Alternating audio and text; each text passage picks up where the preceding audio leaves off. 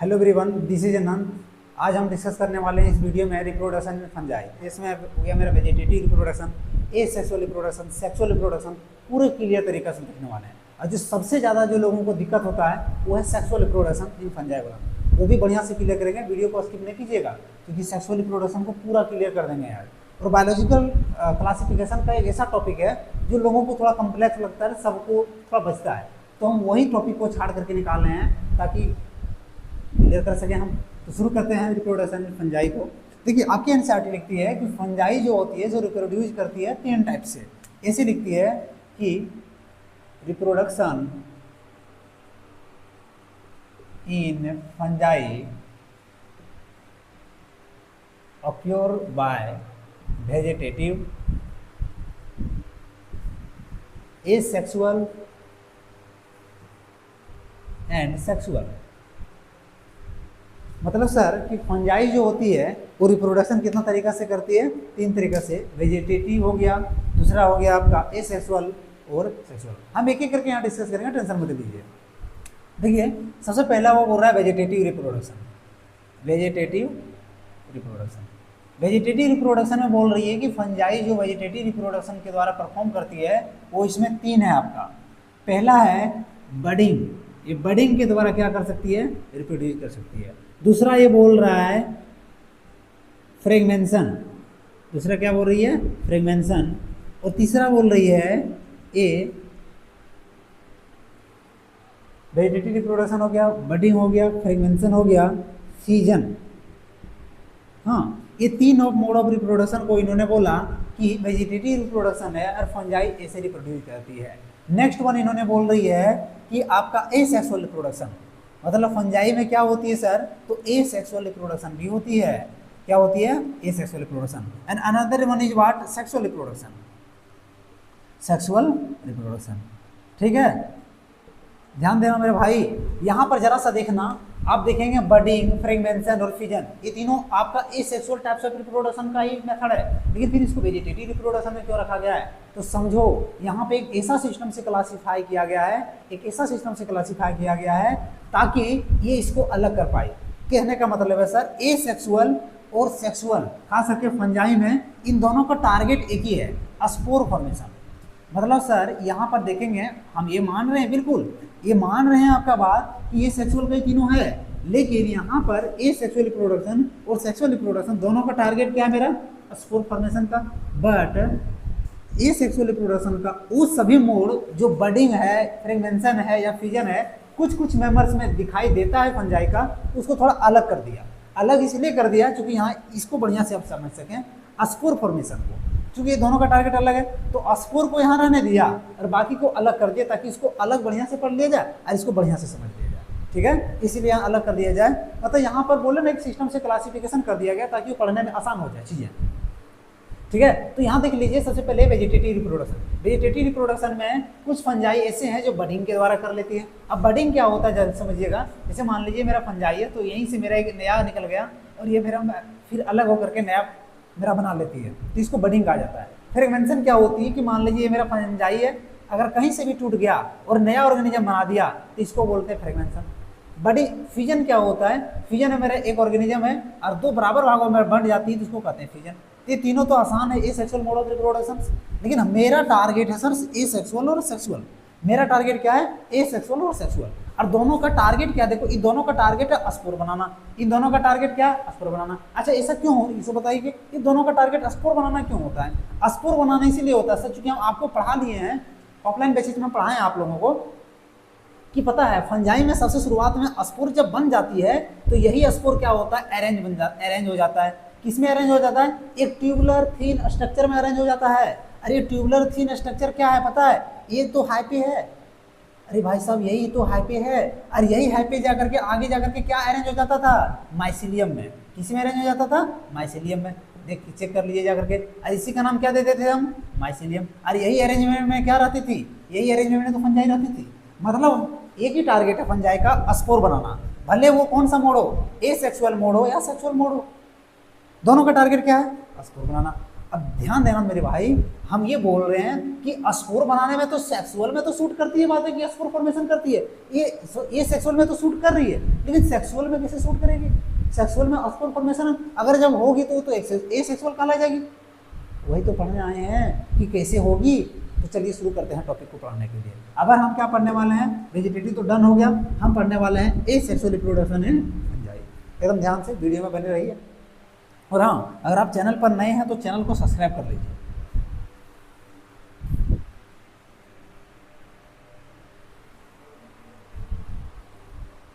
तो हेडिंग डाला जाए, ये है आपका सेक्सुअल रिप्रोडक्शन इन फंजाई। ध्यान देना, हम एक ही चीज बोला कि सेक्सुअल रिप्रोडक्शन, सॉरी ए सेक्सुअल पढ़ाने वाले पहले, हम ए सेक्सुअल पहले पढ़ाने वाले हैं। ए सेक्सुअल रिप्रोडक्शन इन फंजाई, हम बोले कि इसका टारगेट क्या है? स्पोर बनाना। तो डायरेक्ट बोल दो ना कि ए सेक्सुअल जो होता है भाई साहब, ए सेक्सुअल जो होता है किसमें? फंजाई में, वो स्पोर फॉर्मेशन के द्वारा होता है। किसके द्वारा होता है? स्पोर फॉर्मेशन के द्वारा। ठीक है, स्पोर फॉर्मेशन के द्वारा मैंने माना होता है, लेकिन स्पोर जब बनती है तो दो टाइप का स्पोर बन सकती है। कितना टाइप का स्पोर बन सकती है? दो टाइप का। कौन कौन? तो आप ही लोग बताइए। एक स्पोर होती है मोटाइल स्पोर। क्या होती है? मोटाइल, मतलब उसमें गति होती है, गतिशील होती है, वो चल सकती है। और दूसरा क्या हो सकती है? नॉन मोटाइल स्पोर हो सकती है। हो सकती कि नहीं हो सकती, इसे बताइए। मतलब स्पोर जब बनेगी तो कुछ स्पोर गति करेगा और कुछ स्पोर गति नहीं करेगा। तो जो गति करेगा उसमें क्या बोल रहे हैं? Motile spore. जो गति नहीं करेगा उसको क्या बोल रहे हैं? Non motile. आपकी एनसीईआरटी कहती है कि वो जो मेरा मोटाइल स्पोर है उसका नाम मैंने दे देते हैं यहाँ पर कोनाइडिया। नो सर, कोनाइडिया नहीं, जू स्पोर। उसका नाम क्या कहते हैं हम? जू स्पोर। यही तो बात है। देखो, जू स्पोर जो है सो एक asexual mode of spore formation का है। मतलब अगर मोटाइल है स्पोर तो उसका नाम क्या दे दिए हम? और अगर नॉन मोटाइल है तो इसका नाम हो जाता है कोनाइडिया। क्या हो जाता है? कोनाइडिया। इसका एक नाम और है, अप्लेनोस्पोर। कौन सा? अप्लेनोस्पोर। इसका एक नाम और है, स्प्रेंजियोस्पोर। स्प्रेंजियोस्पोर। ठीक है, स्प्रेंजियोस्पोर। मतलब सर आपके सामने इतना रखा हुआ है, स्प्रेंजियोस्पोर, एप्लेनोस्पोर। एक बार वेरीफाई कर लेते हैं हम। बिल्कुल, स्प्रेंजियोस्पोर, कोनाइडियोस्पोर, एप्लेनोस्पोर और स्प्रेंजियोस्पोर। ये तीनों जो स्पोर है सेम ही नाम है। अरे ये क्या कहलाती है? Non motile. मतलब कह सकते हैं हम कि अगर स्पोर मेरा नॉन मोटाइल हो तो कोनाइडिया होती है, एप्लेनो या तो स्प्रेंजियोस्पोर, तीनों सेम ही है। ठीक है, नेक्स्ट अगर मोटाइल है तो उसको क्या बोल रहे हैं हम? जियोस्पोर। तो ये मेरा था एसेक्सुअल रिप्रोडक्शन। किसमें? फंजाई में। मतलब स्पोर फॉर्मेशन करती है, दो टाइप का बनाती है। याद रखना, जब इसके बाद हम क्लासिफिकेशन पढ़ेंगे तो वहाँ पर क्या है कि जब एसेक्सुअल रिप्रोडक्शन आपको पढ़ाया जाएगा तो डायरेक्ट वहाँ पर ये बता दिया जाएगा कि वो क्या है? जियोस्पोर है। तो ऑटोमेटिक आपको समझ आना पड़ेगा कि स्पोर कैसी है, ये मोटाइल है। ठीक है, नेक्स्ट वन शुरू करते हैं हम, sexual reproduction in fungi. I think समझ में आया होगा ये। अगर समझ में आया होगा तो इसको आप क्या कर सकते हैं? स्क्रीनशॉट ले सकते हैं। स्क्रीनशॉट ले सकते हैं, हम साइड हो जाते हैं। बार next one, sexual reproduction. Main तो यही है, सेक्सुअल रिप्रोडक्शन इन फंजाई। इसी को मिटा देते हैं ना, थर्ड नंबर। हाँ देखो, आपके एनसीईआरटी कहती है कि sir sexual reproduction in fungi तीन तरीका से होती है। सेक्सुअल रिप्रोडक्शन फंजाई कितना तरीका से होती है? तीन तरीका से। हम तीनों का नाम लिखते हैं। सबसे पहला बोल रहा है ये oospore।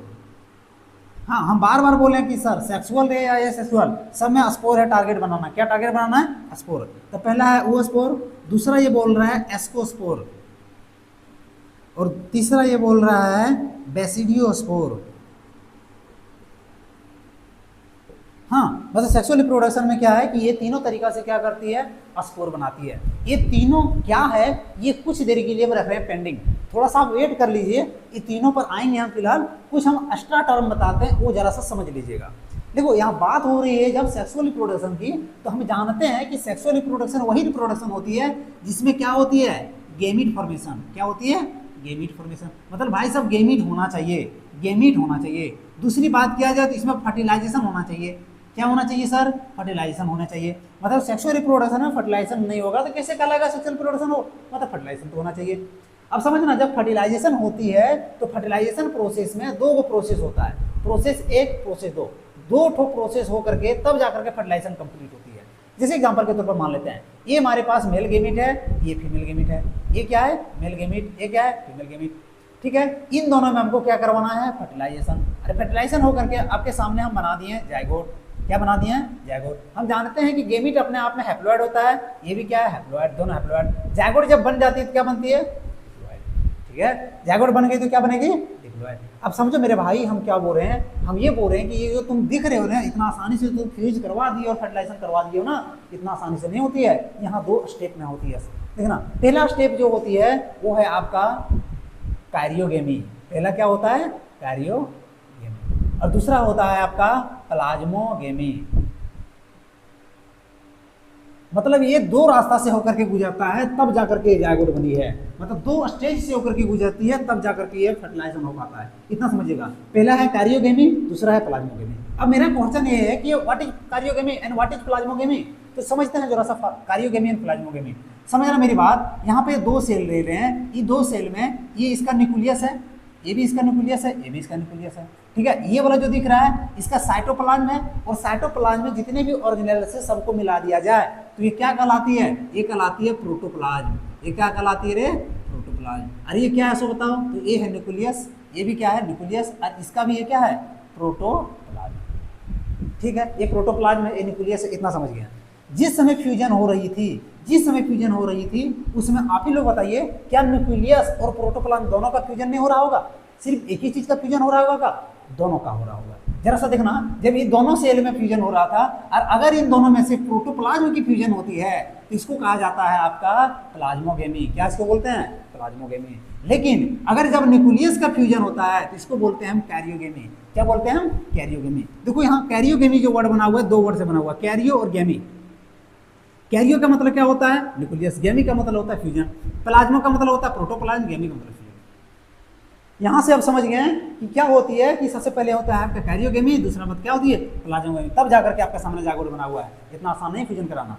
लेकिन ये वाला जो केस हम बताए हैं ये ह्यूमन वाला केस में बताए हैं, ह्यूमन में ऐसी होती है, ठीक है। अब आ जाता थोड़ा सा फंजाई वाला में, ठीक है। अभी हम इसको रख रहे हैं पेंडिंग, अभी ये तीनों को हम पेंडिंग रखें। हम आते हैं कि सेक्सुअल रिप्रोडक्शन है फंजाई में। अच्छा एक बात बताओ, जब फंजाई में सेक्सुअल रिप्रोडक्शन हो रही होगी तो क्या पक्का गेमिट बनी होगी, मतलब 2 को गेमिट हम ले लेते हैं।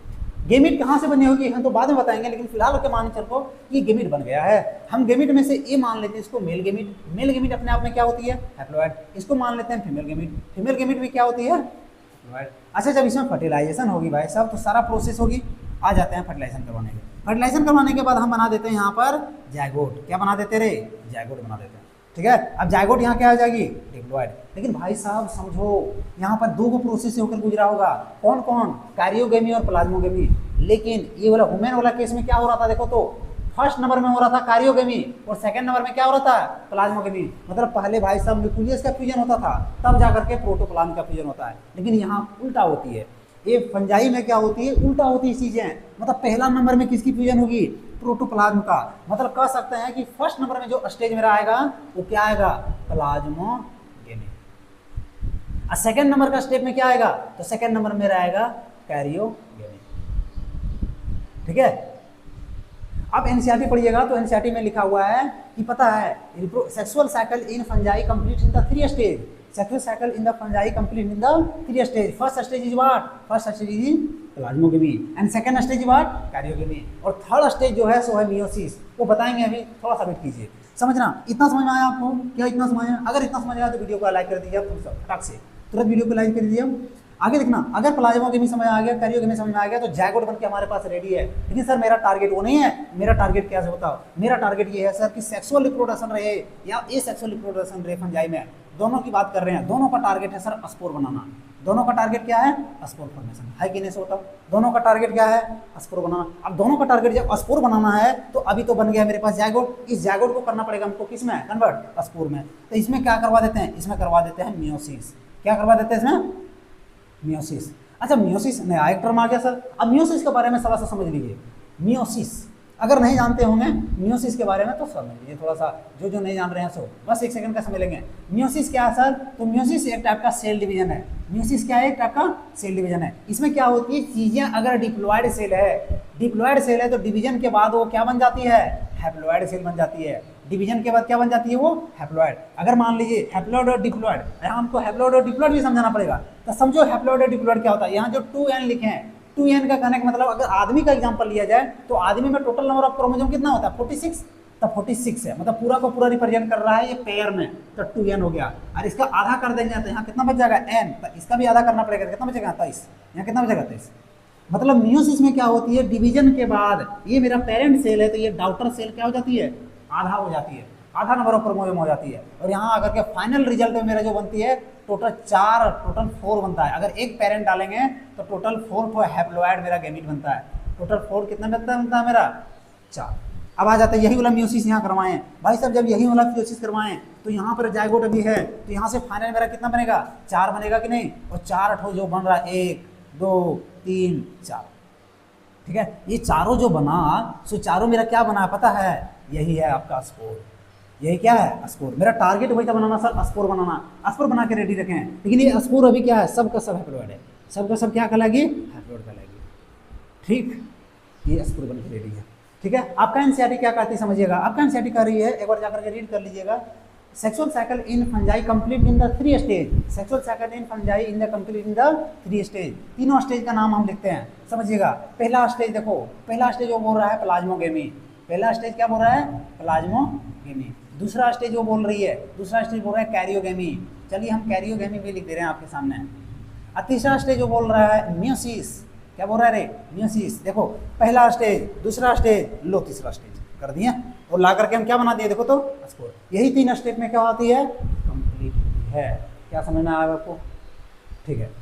जरा सा समझना, ये जो नॉर्मली हो रहा था ना रे, अभी जो प्रोसेस बन रहा था, अरे जो स्पोर बन रहा था, जिस प्रोसेस से बन रहा था, इस प्रोसेस को कहा गया टू स्पोर। इसको क्या बोलते हैं हम टू स्पोर। अभी बोले थे हम चीजें पेंडिंग रखे थे इसको, चलो एक जो पेंडिंग रखे उसको डन किया मैंने, डन किया मैंने, ये क्या होती है वो स्पोर। बच गया कौन कौन, एस्कोस्पोर और बेसिडियोस्पोर। एस्कोस्पोर और बेसिडियोस्पोर को समझने के लिए क्या करना पड़ेगा आपको, थोड़ा सा दूसरा टॉपिक में जाना पड़ेगा, तभी आप इसको समझना पड़ेगा। मतलब एस्कोस्पोर और बेसिडियोस्पोर को समझने के लिए आपको 2 टर्म आपको समझना है, एक समझना है डायकैरियोफेज और दूसरा समझना है क्लासिफिकेशन ऑफ फंजाई। ये दोनों को समझिएगा, वीडियो पर बने रहना। फिलहाल इतना समझ में आ गया, अगर इसको छापना है तो आप इसको छोड़ ले लीजिए।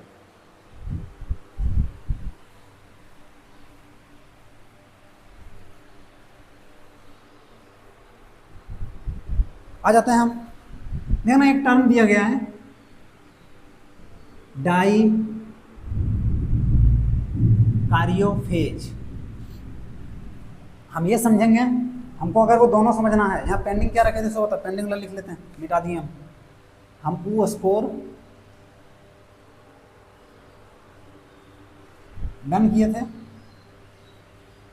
एस्को स्पोर पेंडिंग था, और बेसिडियोस्पोर, बेसिडियो, ये दोनों को पेंडिंग रखे हैं। हाँ, और इसको हम डन किए हैं।